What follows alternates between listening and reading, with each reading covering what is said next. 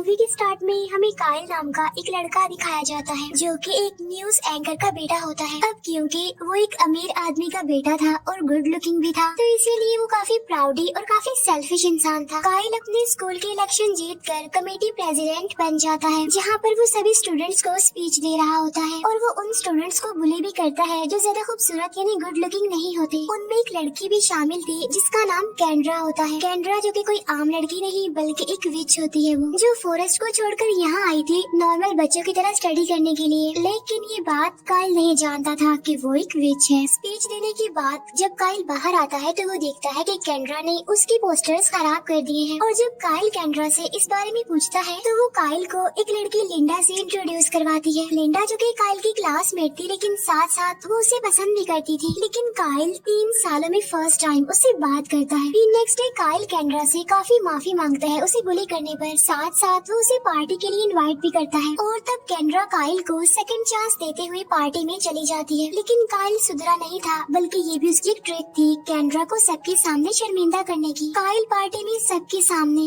कैंड्रा को काफी बुरा भला कहता है, लेकिन अब क्योंकि कैंड्रा एक विच थी तो वो कायल को कर्स कर देती है। और इसके बाद कायल को कुछ समझ नहीं आता और वो आधी बेहोशी की हालत में घर चला जाता है, जहाँ पर कैंड्रा आती है और उसे बताती है कि मैंने तुम्हें कर्स कर दिया है। जिसके बाद कायल एक हेयरलेस इंसान बन जाता है, यानी जिसके बाल नहीं होते और उसके फेस पर अजीब तरह के टैटूज और स्कार्स थे, यानी वो दिखने में काफी हॉरर और अगली लुक दे रहा था। इन शॉर्ट अगर कहा जाए तो बहुत बदसूरत लग रहा था, जिसे कोई भी ना देखना चाहे। कैंड्रा कायल को कहती है कि अगर किसी लड़की ने तुम्हें अगले स्प्रिंग सीजन से पहले ये ना कहा कि तुम मुझे अच्छे लगते हो और मैं तुमसे प्यार करती हूँ, तो तुम हमेशा के लिए ऐसे ही अगली बन के रह जाओगे। इसके बाद जब कायल के फादर घर आते हैं तो वो अपने बेटे की ऐसी हालत देखकर काफी हैरान रह जाते हैं, तो इसीलिए फौरन वो उसे डॉक्टर के पास ले जाते हैं। अब डॉक्टर के पास भी इस चीज का कोई भी सोल्यूशन नहीं होता। कायल के फादर डॉक्टर को कहते हैं कि मैं कोई भी रिस्क लेने को तैयार हूँ, जितने पैसे लगेंगे मैं लगाने को तैयार हूँ, लेकिन हाँ मैं अपने बेटे की ऐसी शक्ल नहीं देख सकता। तब ये सुनकर कायल गुस्से में वहाँ से बाहर आ जाता है। अब यहाँ पर कायल अपने फादर से काफी नाराज था, क्योंकि कुछ भी रिस्क लेने का मतलब ये है कि अगर इस प्रोसेस में कायल की जान भी चलेगी तो उसके फादर को कोई फर्क नहीं पड़ेगा। अब जाहिर है ये बात कायल के लिए काफी दुख वाली थी। अब कायल के फादर उसे सिटी से दूर एक प्राइवेट हाउस में शिफ्ट कर देते हैं। मीनवाइल सिटी में तो सबको ये बताया जाता है कि कायल असल में एक रिकवरी सेंटर में है। कायल की देखभाल करने के लिए वहाँ पर एक मेड को हायर किया जाता है। अब इस मुश्किल टाइम में कायल के फादर ने उसे बिल्कुल अकेला छोड़ दिया था और इतनी दूर। अब कायल के लिए अकेले ही इस सिचुएशन से लड़ना काफी मुश्किल हो रहा था। वो खुद को काफी अकेला फील करता है। अब उसके पास कोई भी ऐसा नहीं था जो उसके दिल की बात सुनता। फिर एक दिन डोर पर कोई नॉक करता है और जब कायल चेक करने जाता है कि वहाँ कौन है, तो वहाँ उसका ब्लाइंड ट्यूटर होता है, जिसे उसके फादर ने ही हायर किया होता है कायल के लिए। उसी रात फर्स्ट टाइम कायल अपनी मेड से ठीक तरह से बात करता है, जहाँ उसे पता चलता है कि उसकी मेड को ग्रीन कार्ड ना मिलने की वजह से अपनी फैमिली को छोड़कर यहाँ शिफ्ट होना पड़ा है और इसी वजह से उसकी मेड आज तक गिल्ट में ही है। इसके बाद कायल एक पार्टी में जाकर कैंड्रा से मिलता है, जहाँ पर वो उससे माफी मांगते हुए रिक्वेस्ट भी करता है कि प्लीज मुझ पर से इस कर्ज को खत्म कर दो ना और मुझे ठीक कर दो। लेकिन कैंड्रा उसे कहती है कि ये कर्ज तब तक वापस नहीं हो सकता जब तक कि तुम किसी लड़की को पसंद ना आ जाओ, यानी वो तुमसे प्यार न करने लगे। फिर आगे बढ़कर कायल अपनी बेस्ट फ्रेंड को किसी और के साथ देखता है और ये देखकर वो काफी हर्ट होता है। फिर इतनी ही देर में वहाँ पर उसकी क्लासमेट लिंडा आ जाती है, जो कि कायल को पहचान नहीं पाती और उसी के आगे वो उसके दुख का इजहार करती है और अफसोस जाहिर करती है। अब लिंडा की ये बात कायल को काफी अच्छी लगती है और इसीलिए वो उसकी तरफ अट्रैक्ट होने लगता है। बस इसी के बाद से कायल लिंडा को फॉलो करने लग जाता है। वो उसकी हर छोटी से छोटी बड़ी से बड़ी चीज पर नजर रखने लग जाता है और उसकी वजह से काफी खुश भी रहने लगता है। फिर ऐसे ही एक दिन जब वो लिंडा को फॉलो कर रहा होता है, तब वो देखता है कि लिंडा अपने फादर को ढूंढते हुए बिल्डिंग की बैक साइड पर गई है, जहाँ पर 2 डीलर्स उसके फादर पर गन पॉइंट करके खड़े हुए हैं। तब कायल उनमें से एक पर अटैक करके गन नीचे गिरा देता है और दूसरा डीलर लिंडा को गिरा कर बेहोश कर देता है। यहाँ पर कायल लिंडा को उठाकर बिल्डिंग के अंदर छोड़कर आता है। बाहर आने पर वो देखता है कि लिंडा के फादर ने एक डीलर को शूट कर दिया है और दूसरा डीलर लिंडा के फादर को धमकी देता है कि मैं तुम्हारी बेटी को नहीं छोड़ूंगा देखना। तब इस बात का फायदा उठाकर कायल उसके फादर को कहता है कि आप लिंडा को मेरे पास छोड़ दें, क्योंकि वो मेरे पास ही सेफ रह सकती है। तब लिंडा के फादर उसकी बात मान लेते हैं। नेक्स्ट डे उसके फादर उसे कायल के घर ले आते हैं। कायल अपनी असल आइडेंटिटी छुपा कर खुद को एज अ हंटर शो करवाता है। इवन वो तो लिंडा के सामने जाता ही नहीं और उसकी मेड ही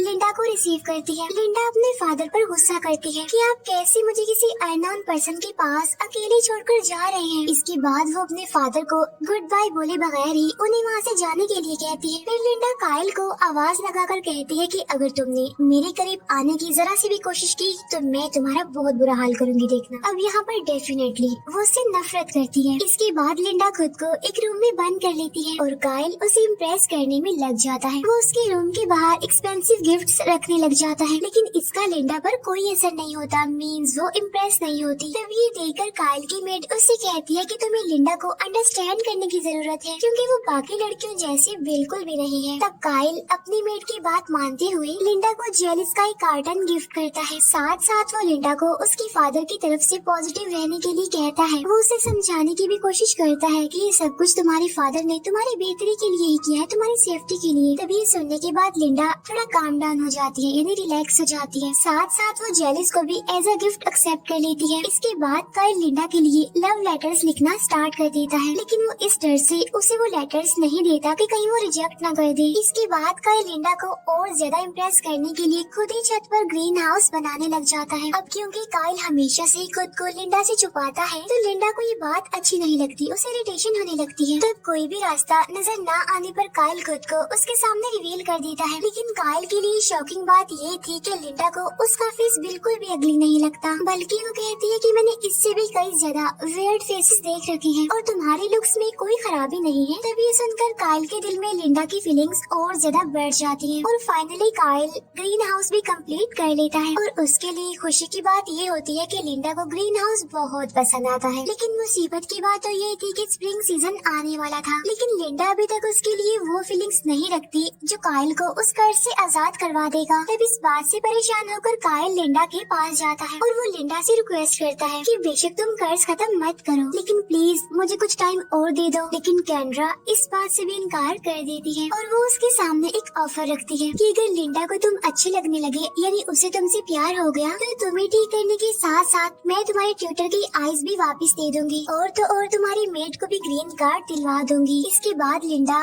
काइल को हंटर समझकर बताती है कि मुझे काइल बहुत पसंद था। तब काइल भी हंटर बनकर उसे इस बात के लिए कन्विंस करता है कि वो भी तुम्हें बहुत पसंद करता है, जिस पर लिंडा कहती है कि ये बात झूठ है और मैं इसे सीरियस नहीं लेती। इसके बाद काइल और लिंडा एक ट्रिप पर जाते हैं, जहाँ पर काइल लिंडा के सामने अपनी फीलिंग्स का इजहार करता है, लेकिन लिंडा उसे ये कह देती है कि मैं तुम्हें सिर्फ अपना अच्छा फ्रेंड समझती हूँ, इससे ज्यादा कुछ नहीं। तभी लिंडा को कॉल आती है और उसे बताया जाता है कि उसके फादर हॉस्पिटल में है और जिस डीलर ने उसके फादर को धमकी दी थी वो भी जेल जा चुका है। इसके बाद लिंडा अपने फादर के पास जाने के लिए निकल जाती है और वो काइल के दिए हुए लेटर्स पढ़ने लगती है। इसके बाद वो काइल को कॉल करती है, लेकिन काइल का तो दिल टूट चुका था, वो काफी हर्ट था, इसीलिए वो उससे बात नहीं करता। फिर काइल उस मेड और ट्यूटर की फोर्स करने पर लिंडा से स्कूल में मिलने जाता है। वहाँ जाकर काइल लिंडा को शादी के लिए प्रपोज कर देता है। जिसके बाद लिंडा उसे कहती है कि तुम भी मुझे पसंद हो, लेकिन इसके बावजूद भी काइल की बॉडी में कोई चेंज नहीं होता। इसके बाद लिंडा वहाँ से जाने लगती है, जिससे काइल डिसअपॉइंट हो जाता है और अपसेट भी। लेकिन तभी लिंडा टर्न करती है और वो काइल को